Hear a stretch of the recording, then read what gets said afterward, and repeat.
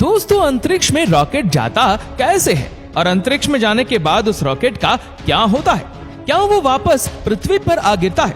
और ये रॉकेट ऊपर की तरफ सीधा ही क्यों जाता है? रॉकेट के अंदर ऐसा क्या होता है? तो चलिए आज की इस वीडियो में इन सभी सवालों का जवाब हम जानने वाले हैं। दोस्तों, सबसे पहले जानते हैं आखिर ये रॉकेट होता क्या है। रॉकेट का मतलब एक तरह का इंजन होता है। इसका मतलब ऐसा यान भी होता है जो इस इंजन का इस्तेमाल करता है। अंतरिक्ष में भेजे जाने वाली मिसाइल, अंतरिक्ष यान या किसी विमान को पृथ्वी के गुरुत्वाकर्षण क्षेत्र से उठाने के लिए और रॉकेट का इंजन जरूरी होता है। जेट इंजन की तुलना में रॉकेट का इंजन थोड़ा डिफरेंट होता है। जेट का इंजन वायुमंडल से ऑक्सीजन लेकर अपने काम को करता है, जबकि रॉकेट इंजन इसके विपरीत अपने साथ हर वह चीज लेकर चलता है जिन चीजों की उसे आवश्यकता होती है।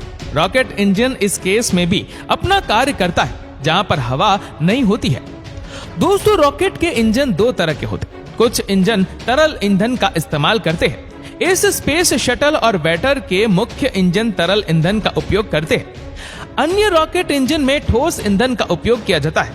इस स्पेस शटल के किनारे में दो सफेद ठोस रॉकेट बूस्टर्स होते हैं, वह भी ठोस ईंधन का इस्तेमाल करते हैं। दोस्तों, आखिर रॉकेट का इंजन काम कैसे करता है? बेसिकली रॉकेट इंजन भी अन्य इंजनों की तरह काम करता है।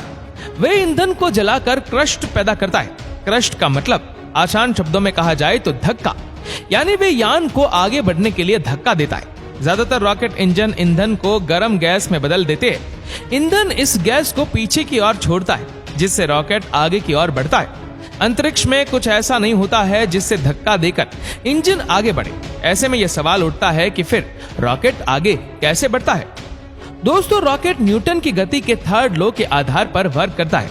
यह नियम कहता है कि हर क्रिया के बराबर और विपरीत दिशा में प्रतिक्रिया होती है। रॉकेट का इंजन गैस को बाहर की ओर धक्का देता है। इस प्रक्रिया में गैस भी बराबर ताकत से आगे की ओर रॉकेट को धक्का देती है। इससे रॉकेट आगे की ओर बढ़ता है। क्या आपने देखा है कि अगर आप हवा को एक गुब्बारे से बाहर जाने दें तो क्या होता है? हवा एक तरफ आती है और गुब्बारा विपरीत दिशा में चलता है। रॉकेट उसी तरह से काम करते हैं। तेज गति से इंजन की नोक से निकलने वाली निकास गैस से रॉकेट को आगे की ओर बढ़ाती है। दोस्तों, अंतरिक्ष कहां से शुरू होता है? अधिकांश जेट विमान 15 किलोमीटर या फिर 50,000 फीट से ऊपर नहीं उड़ते हैं, जहां उनको उनके इंजनों में ईंधन जलाने और उन्हें उड़ने के लिए पर्याप्त ऑक्सीजन मिलती है। लेकिन ये अंतरिक्ष शुरुआत के आसपास कहीं नहीं है। अंतरिक्ष को आमतौर पर पृथ्वी से लगभग 100 किलोमीटर की ऊंचाई पर शुरू होने के रूप में परिभाषित किया जाता है। एक मनमाना बिंदु, जिसे कभी कभी कर्मन लाइन के नाम से भी जाना जाता है। किसी भी रॉकेट को पृथ्वी के गुरुत्वाकर्षण क्षेत्र से बाहर निकालने के लिए 1 सेकंड में 11.2 किलोमीटर की स्पीड हासिल करनी पड़ती है। इतनी स्पीड को हासिल करने के लिए रॉकेट बहुत ही तेजी से ईंधन जलाते हैं। एक अंतरिक्ष रॉकेट के अलग अलग भाग होते हैं: इंजन, ईंधन टैंक और कोई बाहरी रॉकेट बूस्टर। एक रॉकेट का सबसे बड़ा और यकीनन सबसे दिलचस्प हिस्सा रॉकेट का इंजन होता है। इंजन जो उसे आकाश में पहुंचाता है। जैसा कि हमने पहले ही कहा था, रॉकेट जेट विमानों और पृथ्वी पर काम करने वाले अन्य ईंधन से चलने वाले वाहन से भिन्न होते हैं, क्योंकि उन्हें अपनी ऑक्सीजन की आपूर्ति करनी होती है। आधुनिक अंतरिक्ष रॉकेटों में एक तरल ईंधन जैसे तरल हाइड्रोजन और तरल ऑक्सीजन द्वारा संचालित मुख्य इंजन होते हैं, जिन्हें विशाल टैंकों से पंप किया जाता है।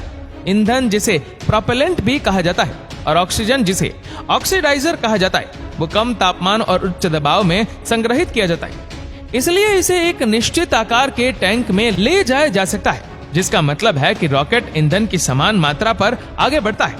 और बाहरी रॉकेट बूस्टर, जो मुख्य रॉकेट इंजन की सहायता करते हैं, आमतौर पर इसके बजाय ठोस ईंधन को जलाते हैं। इस स्पेस शटल को ठोस रॉकेट बूस्टर या SRB-X कहा जाता है। बिल्कुल इसी कारण से वे बड़े अंतर महाद्वीपीय बैलिस्टिक मिसाइलों की तरह अधिक काम करते हैं, जो ठोस ईंधन को भी जलाते हैं। रॉकेट की मार्गदर्शन के लिए कंप्यूटर आधारित नेविगेशन होता है। वह रॉकेट को उसकी मंजिल तक पहुंचाता है, और पायलट जो भी रॉकेट ले जा रहा है, इस स्पेसक्राफ्ट या उपग्रहों से लेकर अंतरिक्ष स्टेशन के हिस्सों, यहां तक कि परमाणु वॉरहेड तक, आधुनिक अंतरिक्ष रॉकेट 2 या 3 स्वतंत्र रॉकेटों की तरह काम करते हैं, जो एक साथ अटकते हैं, जिन्हें चरण कहा जाता है। हालांकि आमतौर पर केवल अंतिम चरण में रॉकेट के सभी महत्वपूर्ण पायलट शामिल होते हैं। निचले चरण बदले में टूट जाते हैं क्योंकि वे अपने ईंधन का उपयोग करते हैं और केवल ऊपरी चरण रॉकेट की अंतिम गंतव्य यानी कि जो उसका लक्ष्य है वहां तक पहुंचता है।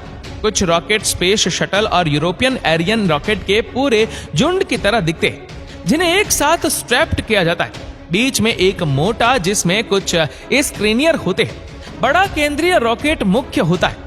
दोनों तरफ से पतले रॉकेट जिन्हें बूस्ट रॉकेट कहा जाता है वे आतिशबाजी की तुलना में थोड़ा अधिक है जो कि मुख्य रॉकेट इंजन को अंतरिक्ष तक पहुंचाने के लिए उसे ऊपर की ओर उठाने के लिए बूस्ट करते हैं।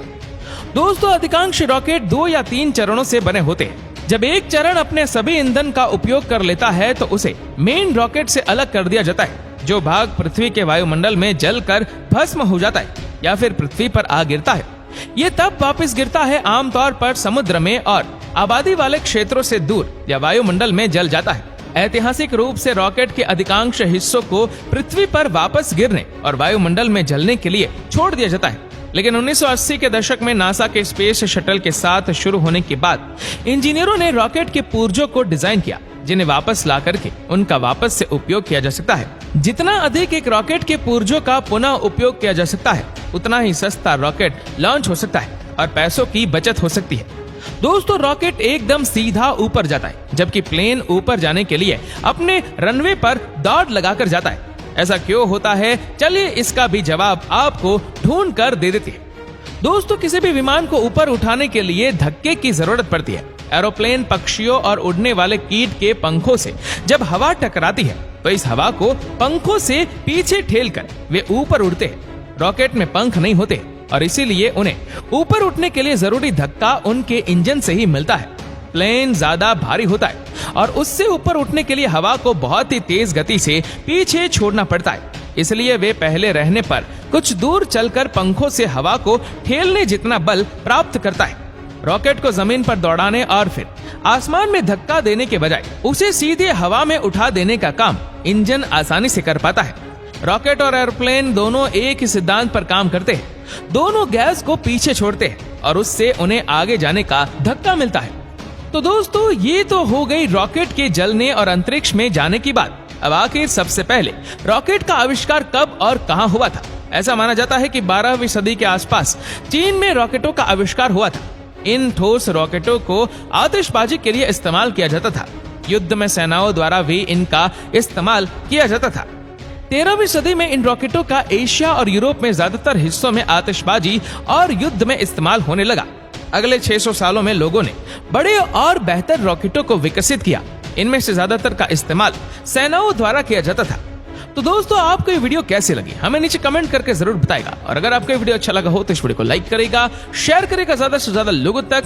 और ऐसे ही और भी इंटरेस्टिंग वीडियोस को यूट्यूब पर देखने के लिए नीचे कमेंट सेक्शन में लिंक दी गई है जिसके ऊपर क्लिक करके हमारे चैनल को आप सब्सक्राइब करें और बेल आइकन दबाएं ताकि हमारे हर लेटेस्ट वीडियो की अपडेट आपको मिलेगी सबसे पहले। धन्यवाद।